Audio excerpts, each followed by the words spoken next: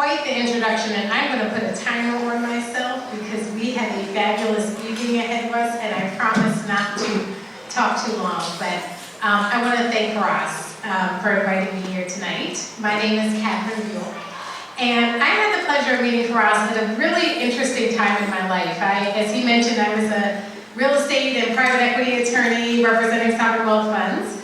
I lived in historic Anacostia. I bought my house because it was pretty. I was a friendly preservationist, so I was obsessed with St. Elizabeth's, legitimately. And I was inspired by Ross. You know how you meet that person who is a shining light? And I remember the day that I was like, there's something about this guy. And I was walking in, and Mary Berry's chief of staff, we were at one of our tough community meetings, because that's what they were. And Ross walked in, and she said, Ross! And it was with all the excitement and all the warmth. And I was like, this guy right here, something is special about him, and I want to do what he does. And I remember the day, after mouthing off at a meeting where I said, Ross, I want your job.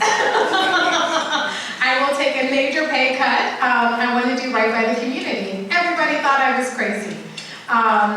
My family thought I was crazy for leaving this high-powered law firm job. My friends thought I was crazy for all the money that I left on the table, but I will tell you that was the most fulfilling work that I have done in my career, is being able to take over the baton from Ross, who got the money, and we started building. And so at St. Elizabeth's, I was this executive director and had the pleasure of helping to build a place that I loved. And this was the beginning of a pattern that I started to see. And all of the work that I've been able to do, and all of the work that so many of us are able to do. And it's starting with 3 different founding principles. One is love. And I am a spiritual person, so this really is connection to God, connection to spirit, connection to something bigger that is calling all of us. And for me, it was love of my community. The second thing was a unique skill set. I could negotiate a deal. I could bridge a gap. I could understand and speak the language of Ward 8, which sometimes is hard to understand. On its face, there are issues that you see. People can go to work and they can take the metro, but you don't necessarily understand that there is no grocery store. You don't understand how challenging these issues really are and how they impact everyday people's lives. And so having some sort of skill set that I could bring to the table. And the last thing was having a real sense of equity and fairness, and really wanting to see all of the benefits that were going around the District of Columbia and around the world. I got to represent sovereign wealth funds out of the United Arab Emirates. I got to see the best of the best. But in Ward 8, people did not invest the best of the best, and I wanted to do it, and we did. And so those 3 principles really guided a lot of the work that I did in my entry into community development. And I will say, even I was amazed at the work that we were able to do at a place like St. Anne's. For Hope Multiplied, I will say I've been so impressed by how these same 3 principles apply to the work that you all do. It's a love of your community. It's having a skill set to be able to see things differently, to meet people where they're at, to not come in and say, you know, we produce houses, and we're going to come in and we're going to produce a house in your community, but they're saying we need educational training. We need mentorship. We need you to meet us and make sure that we get over that 3rd grade hump. Is coming in and actually putting your innovation and putting your skill set, but saying, starting with, what do you need? How can we help? And having that passion and that sense of fairness and treating people just like you would treat yourself, and coming in with a level of respect as you're doing the work that you do. These same 3 principles guide the work that I do, and I will just say, take a moment of a little privilege to talk a little bit before I go into the work that I'm able to do with Amazon about why this work is so personally meaningful for me. I'm a 4th generation property owner in my family, but my great-grandfather, who was a builder in Ahoskie, North Carolina, who owned his property, was not able to live downtown Ahoskie because of the color of his skin. My grandmother was able to use for the color of her skin, she was a fair-skinned African-American woman, to help her darker-skinned friends find housing. My mother worked for HUD for 40 years, and like most African-Americans, she started in the relocation office because that's where they would put us.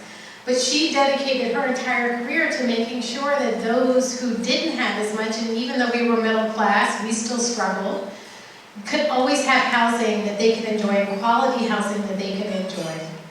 And so it was no surprise as my career led me to not only running the St. Louis Mystery Development, but people thought that, hey, she can take something and that is not get created and create something, so let's bring her to Atlanta. I got to run the Atlanta Housing Authority and got even more committed to making sure that people could find housing that they could afford, and most importantly, do it in ways that is creative. Afford housing where they weren't welcome anymore, because we know that's a reality. It's a reality we don't like to talk about, the exclusions, the discrimination, but we know these things happen and we know that we can apply that skill set. So at Amazon, I get the pleasure of applying these 3 principles.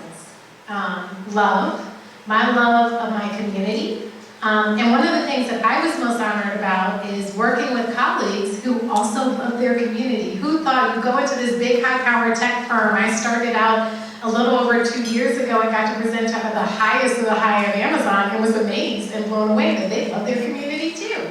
And they wanted to see right by their community, and they knew they were moving into HQ2 community, into the Arlington community, and they had some lessons learned, let's be honest.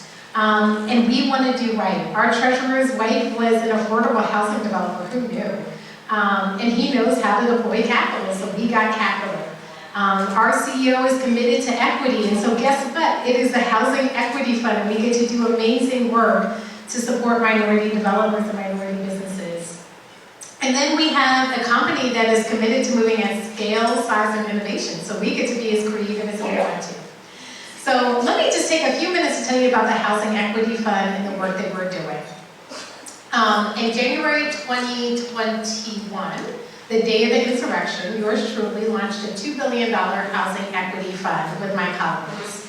And when I say it was like a spaceship taking off, it was a spaceship taking off. Amazon said we are in the affordable housing business, we are here to help, and we closed with our first investment in Arlington called Crystal House. For those who don't know, we helped the Washington Housing Conservancy purchase an 825-unit building. They're converting it into a workforce building over the next 5 years to move moderate and low-income families a block away from HQ2. We helped them with that acquisition and invested $381 million into that transaction, and I will say I was blown away by the fact that Amazon, 6 months into my job, invested so much money in affordable housing.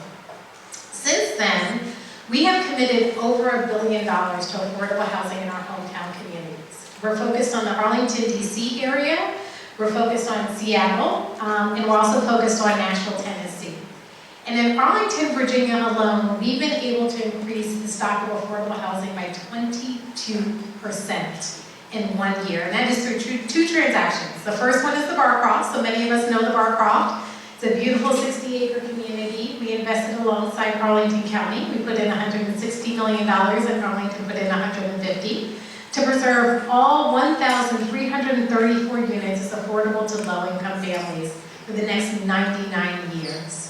So I am very proud to be here to share a little bit about myself, to tell you about the work that we're doing with the Amazon Housing Equity Fund. But the last thing I want to say before I leave is just to encourage everybody to stay with it. Starting with those 3 principles and going back to love. It is your heart, it is your commitment, whatever your skill set is that you bring to the table. Sometimes it's financial, sometimes you're a really good accountant, sometimes you know how to fix up a website, sometimes you know how to teach a 3rd grader how to enjoy math because there's some funky trick that you have. All of that matters, bringing your skill set, and lastly, talking about these issues of fairness. So much of what you see as you're doing the work is that the world is not fair. The opportunities are not equal, the stories are challenged, but the work that you do matters. And I just want to personally thank you for having me, but also thank you for all the work that you do and you continue to do to support organizations like Hope Multiplied. So, thank you so much.